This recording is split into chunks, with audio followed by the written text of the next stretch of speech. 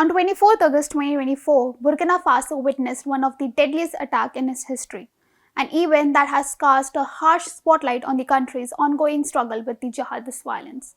According to a CNN report, 600 civilians were brutally gunned down in Barsalogho town by militants linked to al-Qaeda.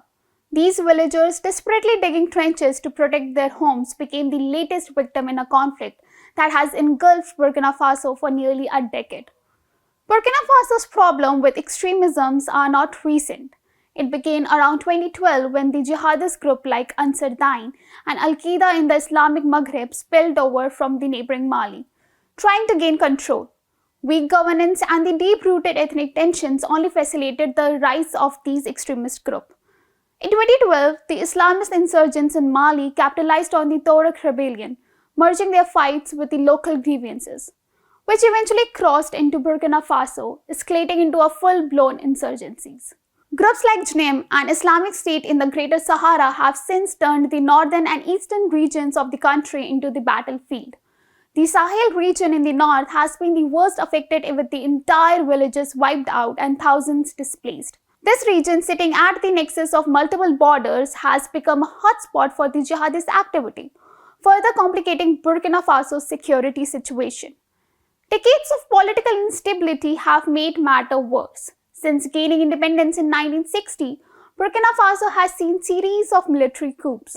Charismatic leaders like Thomas Sankara, who renamed the country Burkina Faso in 1984, the land of incorruptible people, briefly brought hope. But his assassination in 1987, followed by 27 years of Blaise Compaoré rule, left the country vulnerable. Following the Compaoré ouster in 2014, Islamist insurgency took hold of an already troubled Burkina Faso. The 2016 Ouagadougou hotel bombing marked a turning point when 30 people were killed in a high-profile attack on foreign nationals. With this attack, violence had reached the capital and gained international attention. By 2020, violence had spiraled, with Jnim and Isaac spreading their hold across two major regions, Sahel and East. Between 2020 and 2024, attacks escalated with insurgents targeting both civilian and military personnel. By 2022, the government lost control of nearly 40% of its territory. Several local peace initiatives failed, leading to an increase in violence.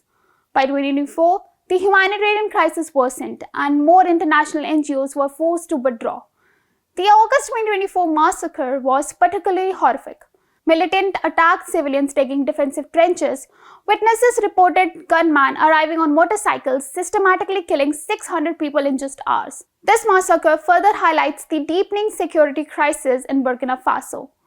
The violence has forced over 1.7 million people to flee their homes. Many now live in overcrowded camps, lacking food, clean water, and basic medical care. The violence has also disrupted education, with schools destroyed or repurposed for displaced population. The international community has condemned the violence. However, according to several experts, the withdrawal of French and the US forces in 2023 after years of counter-terrorism operation created a significant security gaps, allowing the jihadist group to flourish. Meanwhile, the Burkinabe military, accused of human rights abuses by international watchdogs and the NGOs, has struggled to contain the escalating insurgencies. Restoring stability in Burkina Faso will require more than a military might. Experts have called for a coordinated regional and international response to address the root cause of extremism: poverty, weak governance, and ethnic division. It's not just Burkina Faso's future that hangs in the balance, but also the stability of the entire West African region, which has been destabilized by the violence spreading across borders, threatening neighboring countries like Mali and Niger. Burkina Faso is now at the epicenter of this growing regional crisis, and its fate will have a lasting impact on the West Africa.